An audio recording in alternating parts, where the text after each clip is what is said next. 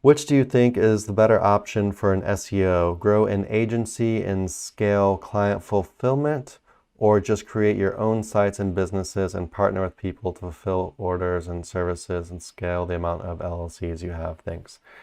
Um, Good question. Kind of didn't understand that. Okay, so grow an agency and scale Um, fulfillment, or I create mean, your own so sites and businesses and partner with people. I'd say it has to do with, Yeah. you yourself and what kind of person you are, especially when you're first getting started. If you've got proof of concept, you know how to do SEO, you've maybe ranked some local sites or whatever. Are you a people person or are you not a people person?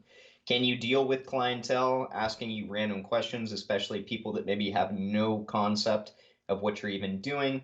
And do you want to go that route, or do you want to work for yourself? There's benefits I think he's to asking something both. a little bit different because Mm, it seems like with the websites he's talking about, is he's talking about actually creating like businesses and then like so I don't know what kind of business it would be, but maybe like a plumber or whatever, and then you find people to fulfill the order. So it's either like lead gen um, or agency, um, which is correct me if I'm wrong if you're still here, Regan. But it sounds kind of like, yeah, you're talking about basically either doing like a local agency or like creating your own like actual like businesses, like a plumber or whatever, some kind of local business, and then finding people to fulfill it after like ranking that plumbing website, which is kind of like rank and rent or lead gen, whatever you want to call it. Um, but yeah, people do both. I feel like I would go probably for the agency model. same. But it's just because I think I feel more comfortable with it. I've never done what you're talking about with like lead gen or rank and rent. I'm not really sure what you'd want to call that.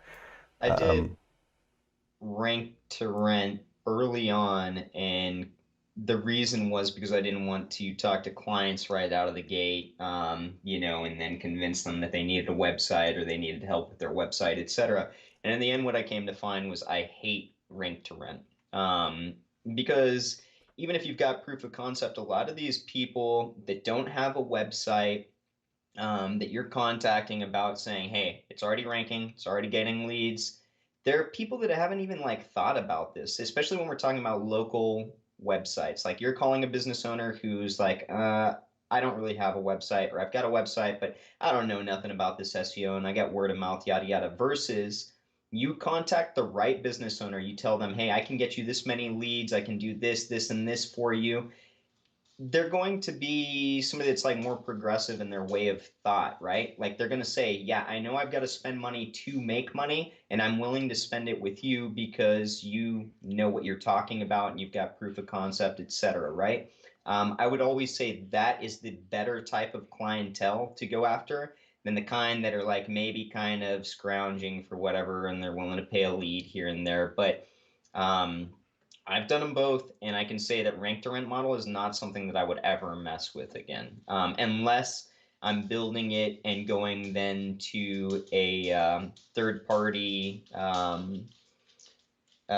service that then sends the leads off to whoever and pays you back. But that's going to be a fraction of what you could make working with the right local business who knows that they've got to spend some money on a website in order to get these leads. so I think I've got a little bit of an answer for you. I think if I were you, I would probably start with agency. And then, let's say you even like niche down, then you're kind of just doing like really focusing on plumbers or whatever, dentists or something like that. Um, and then, basically you could get very good at doing the SEO and doing SEO specifically in that industry. And then from there, you could try to diversify a bit by maybe creating a couple of these like, websites on your own or whatever to then find and then try to fulfill the services through them, like you were mentioning, a couple rank and rent sites. But I think I would start with the agency first and then kind of move that way after I was kind of been doing it for a while. He has a follow up here. He says, for example, I have a site that sells sports goods and my cousin deals with all the orders. We have a 50-50 partnership. It's crossing my mind to just create new sites, partner with someone who will do all the fulfillment and increase the amount of business Mm, partnerships I have across different niches. I also have clients, but it takes a lot of time and Phil. Yeah, so that's if you're doing like actual like partnerships and stuff, yeah, it just I'll kind of depends what you want to say, do, really. But I I, like that. I think it sounds kind of cool. Nick has bad experience with a partnership, with a brick and mortar partnership. So there's risk there as well. There's risk in like finding the right partnership. Like how well do you really know these guys? Like it's your cousin. I know Nick partnered with a very good friend. But me and Nick were also friends yeah. before Selling Slot as well, and this partnership worked good. So I guess you're at like 50-50.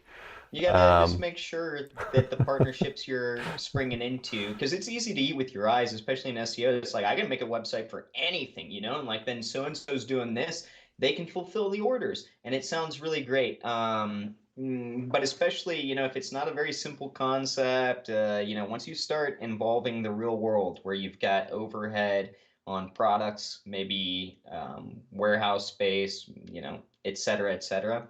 Um, Things start to get a little bit complicated. And you've got to trust that if you're working on the back end, the SEO, the website, the tech side of things, then the people working on the physical business are, kind of worth their weight.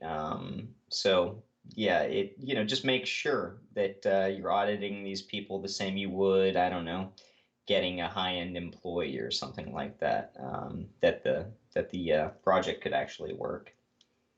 But yeah, I know what you're talking about, and I do like the idea of like, partnerships and actually having like an actual business that you feel like you're a part of that business and you're Mm. working on that business and stuff. But it definitely has its own risks as well. And What and the risks for that are going to be a lot heavier than if you were to, for example, be an agency and you're essentially just playing with someone else's money, right? what what I would But sorry, go ahead. I was just going to say, because he added one more thing. He says, I also have clients, but it takes a lot of time and feel it's more of a job than a business.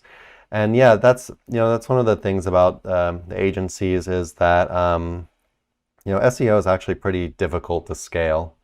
And yeah, so if you wanted to continue with the agency, you could just kind of work on like productizing your services more, maybe hiring more, trying to separate yourself from the business more. Um, or at least like so the daily functioning of the business so you can kind of focus on other stuff, but of course that's going to eat into your margins more as well because you're going to be having to get some bigger hires. um, but yeah, it is what it is. Another way to kind of look at it, like I talked about this in my case study a bit. You can, before entering into a partnership with somebody, you can build out, like, let's say, we'll just start with an affiliate site, right? Like, so you build out an affiliate site, you find all these products out of you've been doing it a year, you've got all this data on which products make you the most money, how much it would cost to source them, etc. Um, Start getting that data. You own 100% of all of that, right? And like you're just doing affiliate, then you can look for somebody who could, you could strategically partner with to fulfill those orders, but you can try them out. At that point in time, you own the asset and you can kind of try somebody out. If that starts to work out, then you can go a little bit further. And ultimately, in the end, if you own that website, right, and you look to partner with somebody who's already doing it in the real world, uh, you'll probably be able to get better than 50-50, because you would have already started this lead gen. You're essentially taking money to this person that they can, then capitalize off of with minimal effort. It's like, hey, I'm sending you this. Here's what you've got to do. Can you fulfill these orders, yada, yada, and you can move from there. So that's one way to look at it too. Own as much as you can before giving the farm away. Hey everyone, thanks for watching. Be sure to check the links below for more info on this topic, as well as other cool stuff like SEO case studies, our Facebook community, and our link building services. And like always, please like, comment, and subscribe if you enjoyed the video. Thanks, and happy ranking.